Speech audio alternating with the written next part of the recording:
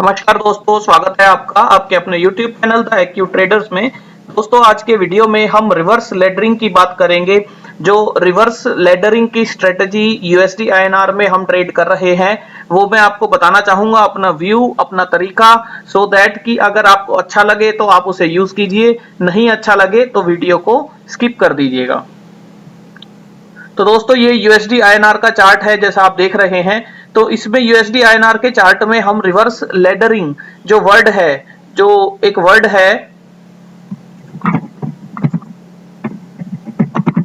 Reverse लेडरिंग, मतलब कि गिरते हुए बाजार में, गिरते हुए वैल्यू में आपको नीचे की तरफ बाइंग करते जाना है। और यदि आप सेलिंग से शुरू करते हैं तो बढ़ते हुए डॉलर में आप लेवल बाय लेवल सेलिंग करते रहिए।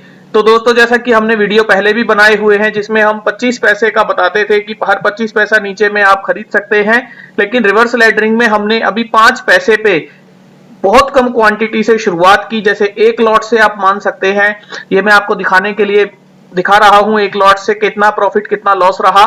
तो दोस्तों, एक शीट है जिसमें हमने जब ये ऊपर की तरफ जा रहा था, जब ये हमने शुरू किया था, सेलिंग से शुरू किया था, 75.3850 से सेलिंग से शुरू किया था, और जैसे जैसे ये ऊपर गया हमने इसमें एवरेज करते रहे।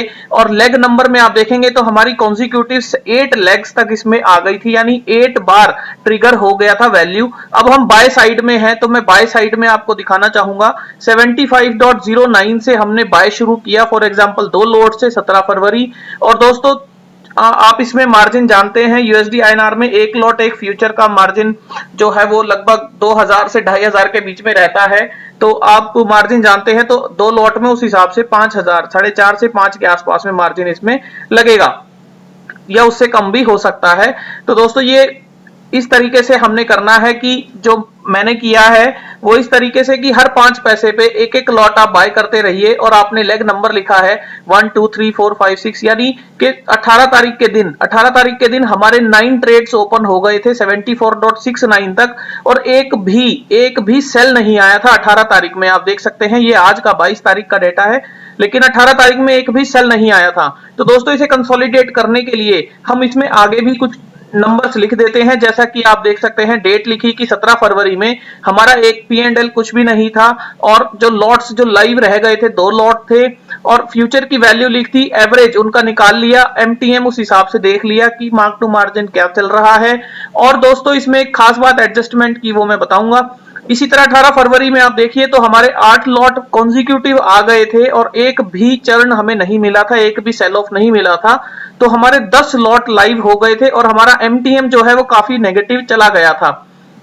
तो उसके बाद दोस्तों, 18 तारीख के बाद जब सैटरडे संडे बाजार बंद हुआ, मंडे को 21 तारीख को जब बाजार खुला, तो मंडे के दिन भी कॉन्सिक्यूटिव जब बाजार खुला, तो खुलने के बाद हमारे लगभग आप देख सकते हैं ट्रेड लेग नंबर में आप देख सकते हैं 13 तक हमारे लेग इसमें एक्टिवेट हो गए थे, यानी 13 ट्रिगर आ गए थे। और 13 ट्रिगर आने के बाद जो हमारा MTM था, जब ये क्लोजिंग हुई है 12 ट्रिगर के साथ, 12 लाइव के साथ, तो जो हमारा MTM है वो काफी नीचे चला गया था। तो दोस्तों, इसका मतलब ये है, इस स्ट्रेटेजी में आपको MTM जरूर नेगेटिव देखने को मिल सकता है, लेकिन जैसे जैसे वो रिवर्स करे, जैसा आप चार्ट देखते हैं तो चार्ट में ये कॉन्सिक्यूटिव एक भी चरण दिए बिना नीचे आ रहा था, बिल्कुल आए जा रहा था। लेकिन जब इसने रिवर्स किया, गैप अप किया, तो दोस्तों हमें इसमें बेनिफिट देखने को मिला। आज के दिन 22 फरवरी के दिन इसमें हमें हमारी सारी वैल्यूज का बेनिफिट देखने को मिला, जब इसने गैप अप करके तेजी दिखाई तब।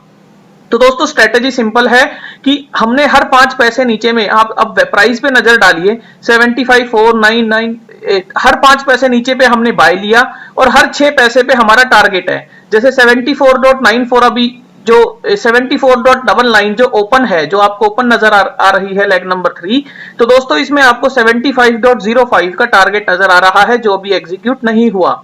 और उसके बाद जब आपका ट्रेड आ जाता है, जो ट्रेड एग्जीक्यूट हो जाता है, लास्ट एग्जीक्यूटेड ट्रेड, जैसे कि लेग नंबर 4 लास्ट एग्जीक्यूटेड है 75 में, वो एग्जीक्यूट हो गई। तो लास्ट एग्जीक्यूटेड ट्रेड के बाद जब आप नया ट्रेड शुरू करते हैं, जैसे ये 4 नंबर, हमने यहां लिखा 4 नंबर। तो दोस्तों इसमें मैं एक चीज ये करता हूं छोटी सी, कि जैसे अब मेरा एक ट्रिगर हो गया, एक चर्ण हो गया, यहां पर 74.94 से 75 का एक चर्ण हो गया, 60 रुपए आ गए जेब में। उसके बाद अब मैं जो बाइंग ऑर्डर लगाऊंगा वो 74.94 पे नहीं लगाऊंगा, उससे एक वैल्यू नीचे लगाऊंगा, 74.93 पे मैंने लगाया। इसी तरह मैं आपको सेल में दिखा, एक बार इसी में दिखाता हूं दोबारा से। 12 नंबर देखिए, 12 नंबर कॉन्जिक्यूटिव आया है, तो 12 नंबर देखिए 74.48, 48 में मेरी बाइंग आई थी और 56 में मेरा ऑर्डर ट्रिगर हो गया था। 8 पैसे का मेरा ट्रिगर था, ऑर्डर हो गया था, जो मैंने टेलीग्राम पे भी आपको बताया था कि लगातार 10 ऑर्डर तक तो हमने 5-5 पैसे का गैप मेंटेन किया, और 10 जब लेग्स आ गए थे, 10 लेग के बाद 11वीं लेग से हमने 8-8 पैसे का मेंटेन करना शुरू किया था। ऑर्डर में गैप जो है 8-8 पैसे का मेंटेन करना शुरू किया था। तो दोस्तों इस तरीके से हमने इसमें किया था। अब जो हमारा ट्रेड है 74.48 का वैल्यू जो 56 पे आ गई, उसके बाद हमने वापस में 48 पे ऑर्डर नहीं लगाया, वापस में हमने 47 पे यानी एक पैसा नीचे ऑर्डर लगाया, सो दैट कि हमारा जो गैप है, जो हमारा जो लॉस में जो गैप है वो थोड़ा सा बढ़ जाए। एक एक पैसा भी यदि मैं बढ़ाता रहा और ये लॉट और ये ट्रेड नंबर बढ़ते रहे, तो दोस्तों मुझे काफी अच्छा नीचे में बाइंग को अपॉर्चुनिटी मिल जाएगा। तो मैं आपको केवल यहां इतना ही समझाना चाह रहा हूं कि जब मेरा एक ट्रिगर आ जाता है, जैसे 48 का 56 आ गया, तो मैं अगला जब बाइंग दोबारा वापस मुझे लगानी है तो मैं इसे 48 पे नहीं लगाऊंगा, एक पैसा नीचे लगाऊंगा, और इसके एक पैसा नीचे लगाने की वजह से उसमें से 8 पैसा कम करके अगली जो बाइंग होगी वो और नीचे आ जाएगी, यानी हर बाइंग एक एक पैसा नीचे अपने आप ऑटोमेटिक शिफ्ट हो जाएगी। इसी तरह दोस्तों जब आज के दिन गैप अप किया, तो 22 तारीख को आज के दिन गैप अप किया अर्ली मॉर्निंग 9:01 पे, तो हमने 74.75 जो हमारे इनके टारगेट्स थे, 74.64 पेंडिंग था, 7 पेंडिंग था, 75 पेंडिंग था, तो इनके टारगेट्स हमने फटाफट ले लिए। तो 3 लॉट जो इस तरीके से हमने फटाफट से बुक कर लिए। उसके बाद 80 का टारगेट लगा दिया, 85 का, 9 का, 95, ये सब टारगेट अपने आप आते चले गए। जैसा कि ये तेजी आई, ये गैप अप करने के बाद जो ये तेजी आई, इसमें सारे टारगेट्स अपने आप आते चले गए।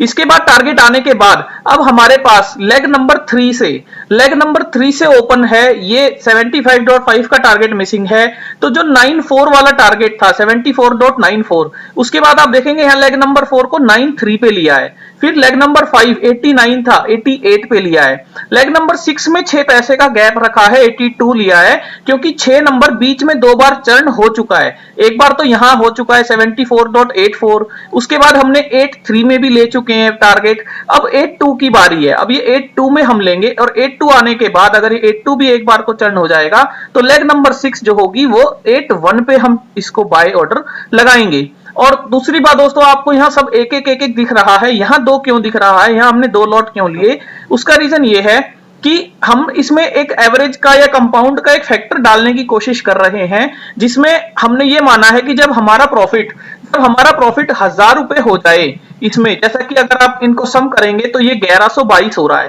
तो हमारा प्रॉफिट यहाँ 1000 रुपए हो गया था। जब 1000 रुपए हो जाए तो जो नियरेस्ट बाय होगा हम उसमें एक लॉट ऐड कर देंगे। तो जब ये मेरा ट्रिगर हुआ, जब ये लगातार ट्रिगर हुए, तो 75 पे मेरा प्रॉफिट 1000 रुपए से ज्यादा हो गया था। तो उसके बाद जो इसका नियरेस्ट ट्रिगर था 74 लेग नंबर 4 का 74.93 था, तो इसमें हमने 2 लॉट ऐड कर दिए।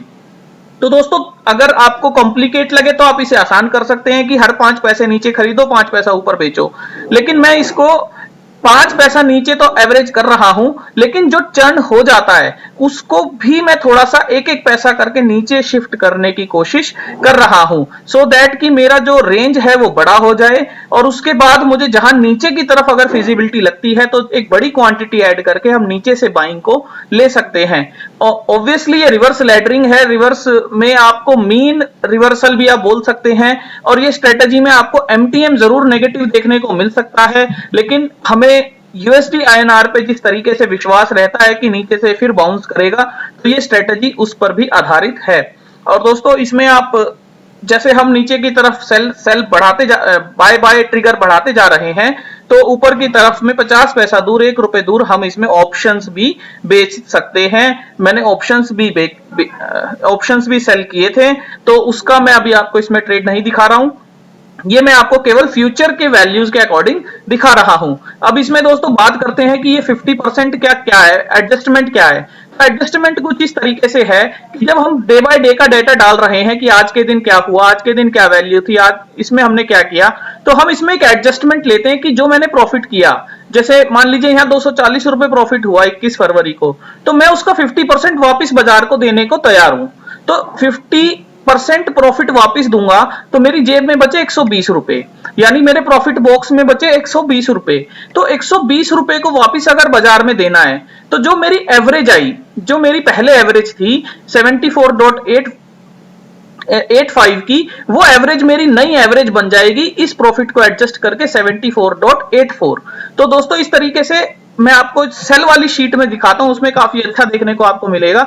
ये जो सेल वाली शीट थी जो हमने कुछ 10 दिन पहले सेल ऑफ शुरू किया था, तो जब हमारा एमटीएम यहाँ 1100 तक नेगेटिव चला गया था, ये आप देख सकते हैं। तो दोस्तों यहाँ आप देखिए जब सेल कर रहे थे और एवरेज आपकी 75.38 आई थी और आपने जब प्रॉफिट को एडजस्ट किया तो आपकी नई एवरेज 75.58 तक चली गई, यानी 20 पैसा आपने प्रॉफिट एडजस्ट करके 20 पैसा 50% प्रॉफिट एडजस्ट करके 20 पैसा आपने अपनी एवरेज को बढ़ा लिया।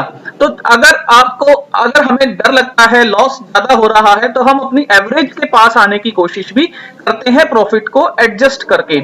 अगर ये कॉन्सेप्ट नहीं समझ आया हो तो आप मुझे व्हाट्सएप कीजिएगा, टेक्स्ट कीजिएगा, टेलीग्राम पे डालिएगा, फिर मैं आपको 1 to 1 भी समझाने की कोशिश कर सकता हूं।